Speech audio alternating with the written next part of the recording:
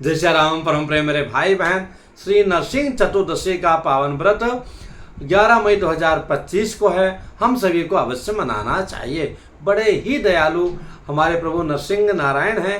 देखने में तो लहलहाते हुए कैसे लग रहे हैं कि जब उनका प्राकट्य हुआ था तो यहाँ तक महामाता महालक्ष्मी भी घबरा गई थी, उनके पास नहीं गई थी। और लास्ट में जो है सब लोग जो है प्रहलाद जी को भेजते हैं। प्रहलाद जी को जब वो चाटने लगते अपने जीवा से, उनका क्रोध शांत हो जाता है।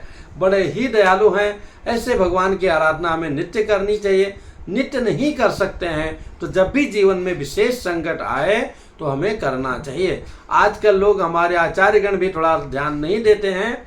सामान्यतया माता बगलामुखी का, और आज उनका जो है जयंती भी है, तो बगलामुखी की जो है उपासना की बात करते हैं, अथवा जो प्रत्यंगिरा की बात करते हैं, अथवा अन्य दूसरे जो उस रूप के हैं तंत्र साधना की, उन उपासना की बात करते हैं, लोगों को प्रेरित करते हैं। ठीक है, जिनका अधिकार है, जिनका अनुभव है, उनको करना चाहिए, लेकिन हर व्यक्ति के लिए करना इतना सरल नहीं है जैसा कि सब लोग कर डालते हैं।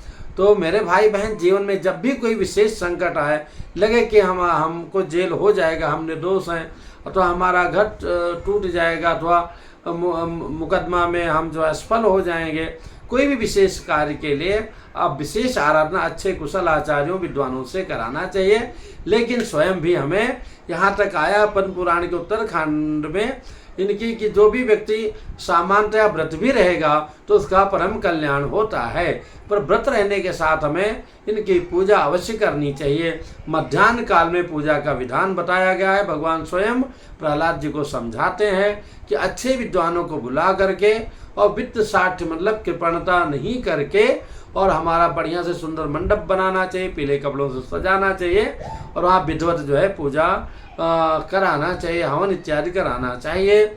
और संध्या वेला में जब भगवान प्राकट्य हुआ था तो उस समय हमें प्राकट्य उत्सव गोधूली वेला में मनाना चाहिए कि सूर्यास्त हो रहा हो और संध्या का उदय होता हो, न अथवा ये ना वो दिन हो ना रात हो। इनकी कथा आगे रखने का प्रयत्न करूँगा। अगले वीडियो में समय मिला तो संध्या वेला में इनका प्राकट्य उत्सव मनाना चाहिए। दोपहर में विधिवत पूजा पाठ इत्यादि करके, और ब्राह्मणों को, विप्रों को, अगर वो व्रत नहीं है तो उनको जिमाइए, अथवा व्रत वाली चीज़ें उनको खिलाना चाहिए, दान इत्यादि दिल खोल करके देना चाहिए।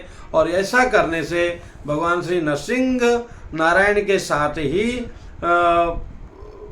अन्य बहुत सारे देवता सब प्रसन्न हो जाते हैं, जिसमें विशेष करके माता लीलावती देवी, हारित मुनि एवं भगवान श्री नरसिंह नारायण प्रसन्न होते हैं।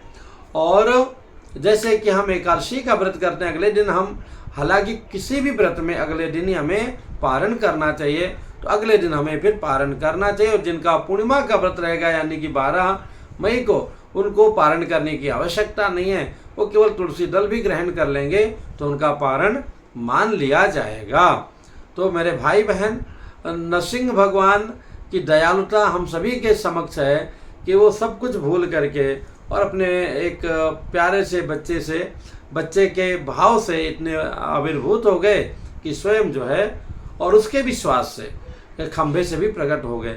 तो जैसे कि वायु हर जगह दिखाई नहीं देती, जहाँ पंखा चलता है वहाँ पे तत्काल पता चलता है, बाकी तो है सब जगह। उसी प्रकार से परमात्मा हमारे सभी जगह व्याप्त हैं।